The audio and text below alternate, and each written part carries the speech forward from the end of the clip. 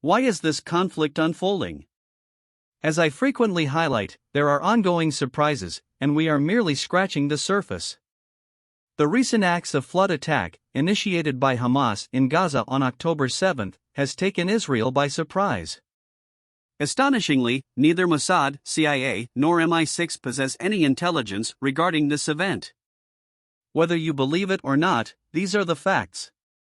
Like everyone else, I am closely monitoring the unfolding events, and it is clear that we need to explore an alternative perspective because the situation is far from ordinary. This wasn't just another attack, it was more comprehensive and effective than anything we've seen before. The immediate response from all sides was to question who was right and who was wrong, leading to an intense blame game. It was a wound that bled profusely, and it was evident which nation would make which statements on the matter. There were no surprises here, and it's time to move beyond this. While it may seem that Gaza, Palestine, and Israel are the central focus, the reality is quite different. Despite the long and complicated history, let's distill the narrative into succinct sentences and headlines to grasp the broader context. Let's shift our focus to a different setting for a moment, the era of Somali pirates. For a period, they were seizing numerous ships, notably those en route to China, including vessels carrying oil and food. In response, with guidance from a faction in England, the Sinping Silk Road project was initiated. While not explicitly stated, the goal was to eliminate the pirates, allegedly under CIA control, by exerting influence over land routes in Central Asia. The ultimate objective was to weaken the United States, and if possible, bring about its downfall, thus giving birth to the Silk Road Initiative involving 65 countries. It was a direct challenge to Washington. Macron, who championed PESCO and the creation of a European army upon taking office, was the central target. The true adversary of this army remained undisclosed, yet it was clear that it posed a challenge to the United States. Tensions began to mount, leading to the realization of the oft-repeated notion in Turkey that almost everyone makes mistakes. This idea had been articulated countless times. The United States and Russia formed a potent alliance, with Russia assuming a new role, namely, Ukraine. As the conflict unfolded, the USA initiated the destruction of the Northern Current pipelines, provoking Russia to escalate the situation. The entire European Union, including Macron, who aimed to establish a European army, found themselves aligned with the USA. The United States was not only distancing Europe from China but also making it reliant on itself. While the UK maintained close ties with the USA, its inner circle remained connected to China. The linchpin in this global chessboard was Russia, as nearly 70% of its population resided within European borders, covering 1/6 of its territory. The East had a sparse population, but 70% of Russia's military forces were stationed there, acting as a counterbalance against China. This is why it has been emphasized for years that Russia and China cannot be in the same alliance, regardless of the BRICS narrative, which proved to be a mere tale. With the support of Russia, the USA effectively gained control over Europe and extended its influence into Africa, where it continued its operations. France was facing setbacks, and the European Union found itself in a helpless situation. Subsequently, the United States entered the Aegean and Mediterranean regions, constructing numerous new military bases and heavily arming the Aegean Islands. It also accelerated efforts towards establishing a Kurdish state in Syria. However, the primary goal was to exert control over China. China was acquiring large tracts of land in Ukraine to cultivate wheat, an aspect often overlooked. The USA played a significant role in supplying food to China, selling millions of tons of soy and corn. To safeguard its interests, the USA maintained control over the seas, even to the extent of potentially disrupting global oil traffic by locking down Basra and plunging China into darkness, deprived of energy. In essence, the Pentagon had dominion over both China's energy resources and its food supply, recognizing that to achieve greatness, one must secure these crucial elements. Additionally, China was faced with internal challenges, particularly the Uyghur issue.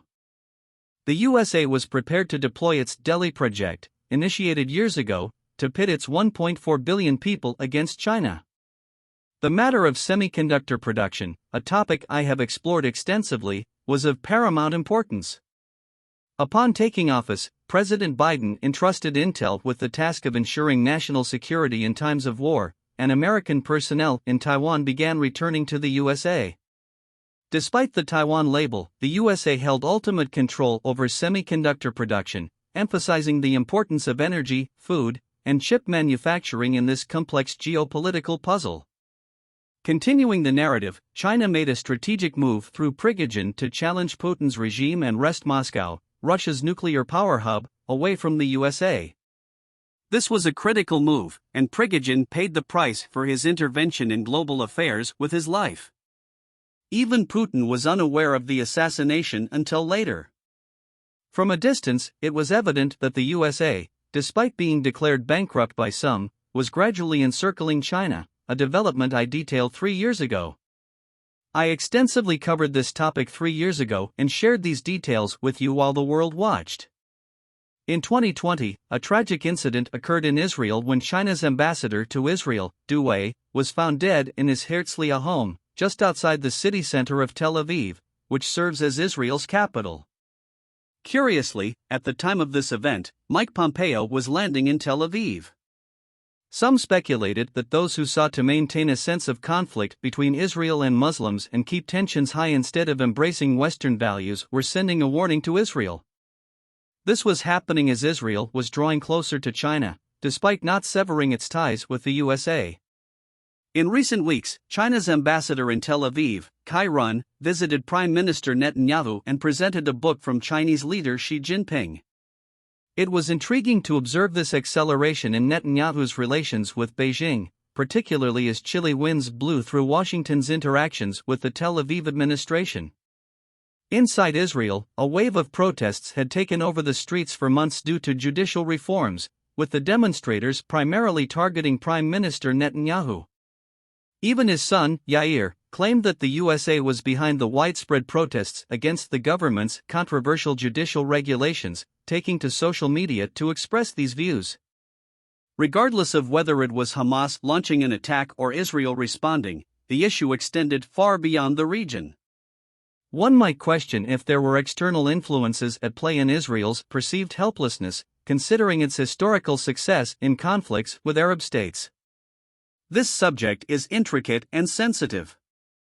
It's important to note that no organization can carry out a sensational operation without the backing and support of major states. It's a fact, and there are numerous dimensions to this incident. Today, I wish to underscore one particular aspect: all signs seem to point to China. If tensions continue to escalate and the drums of war persist, the outcome may well be influenced significantly by Elon Musk. Considering the gravity of the situation, it was imperative for China to take action to stem this trend. The most plausible scenario seemed to be Xi Jinping's retirement. There were individuals within the Politburo who advocated for this, and it might come to pass. However, the ramifications of such a decision are unclear, and the extent to which tensions may rise remains a pressing concern. In summary, the situation is complex, and the Israel-Hamas tension could lead to increased oil prices. In the event of a major conflict, it could be the Arab states who ultimately pay the price. Addressing the issue of the USA's debts was explored in another article. It's essential to approach these developments with a discerning mind rather than relying on slogans, as the prospects for those who do not pay attention to the nuances appear to be diminishing.